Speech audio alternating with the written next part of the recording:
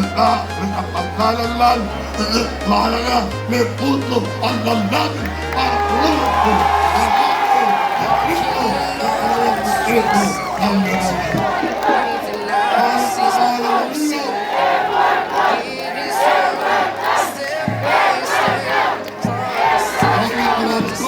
ngayon, para malaman ko ninyo, ako po ay ginagita.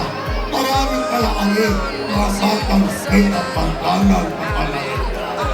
Kaya, ganun palang lahat ng batang may napantanan na katulad ko, pinahopera natin para magbigyan ng nalalaw ng umatang na kanyang paglaki.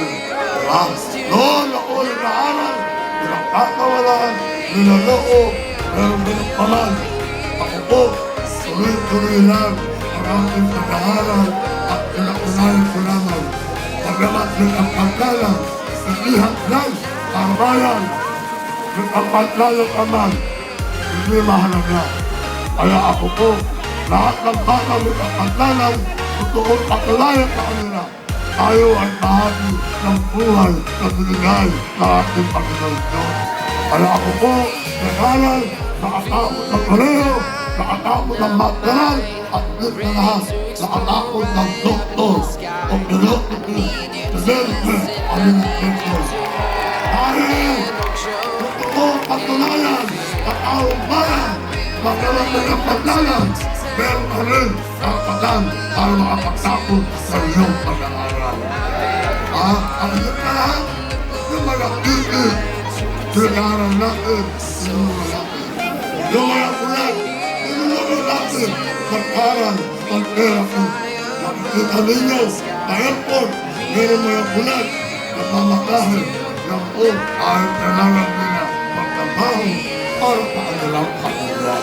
Kaya para po, ng panahon, na kami po mga kaman noon, ng panahon ng pagkaya, lahat kami niyawit niya ng kumpiyan, mababa kami ng mga galaw.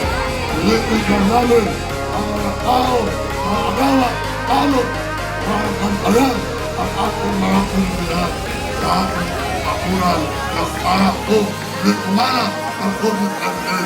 Kaya muli, kayo mga baranggayan, ang tulad ng marami ng panahon ng pandemya. Kaya mabuhay ang mga maraming tao. Kailangan, tama-tama po tayo. Ibalik natin ang tunay na may mga natin na ating lundot ng Manila.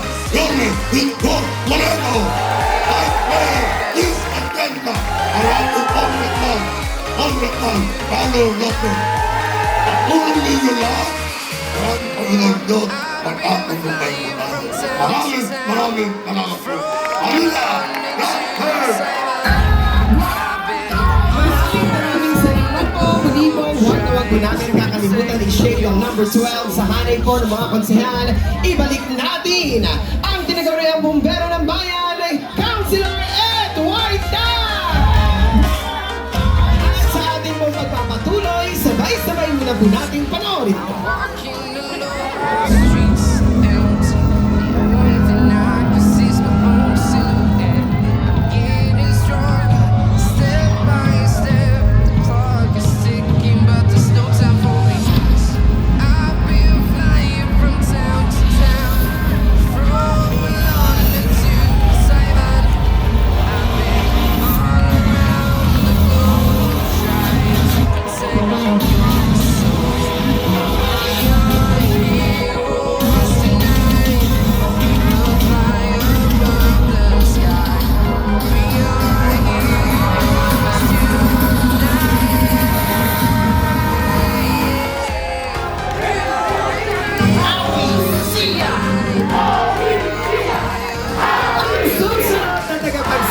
Ay kasalukuyang nasa kaniyang ikalawang termino paglilingkod bilang tapat, maasahan at tunay na may paninindigang konsehal. Tunay na nasa puso ang pagseservisyo, ang laki sa hirap at puso ng mahihirap. Palakpakan po natin ang numero 10 konsehal, Awi Sia!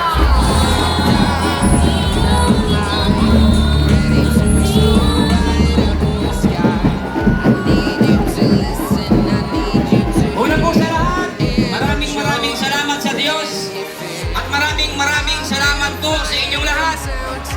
Ang isang nakisahirap na tulad ko, ginawa niyo pong konsehal. Kaya maraming salamat po. Huwag po kayong mag-alala. Ginagalingan ko po.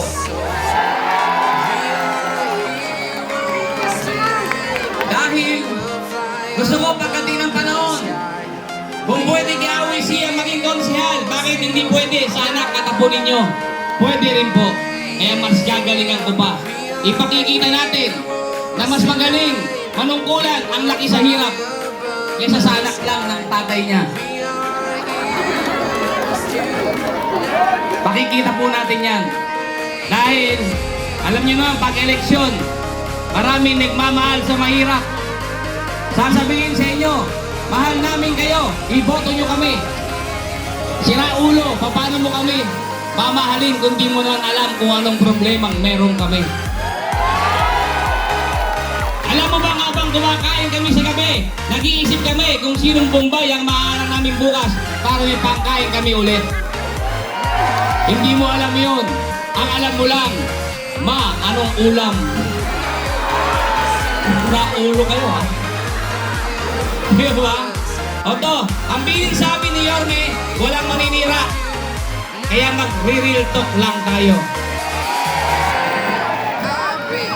Taas ang kamay dito ang nakaranas na humingi ng tulong sa konsehal.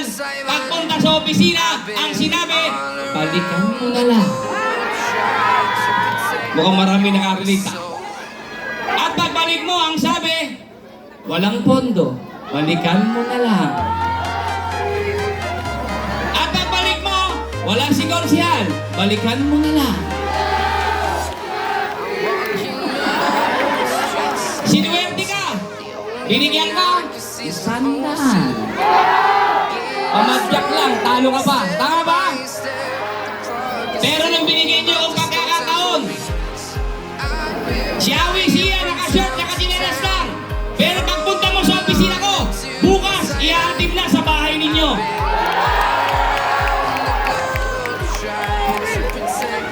Yung iba nga, pababa na yung tama. Tutulungan pa natin. Positive. Real talk lang tayo. Di ba? Totoo naman. Kasi, tutulungan mo lang yung tao, babalik-balikin mo pa. Di ba? Kaya po, pumili kayo ng tama. Bagamat mahirap tayo, pero hindi tayo bobo. Hindi halaga ng dignidad. At ang pagkataon natin yung 1,000 tsaka 5 kilong bigas. Tama? Kunin niyo yung pera nila. Boto nyo kami straight. Hindi naman kami masailan. Kahit straight lang, papatulan na namin kayo. Pwede! 3 taon nyo kami tinalongges, ha? Bari-bari lang pang may time. Balik-balik, ha? Ito kahit magbabalik-balik yan.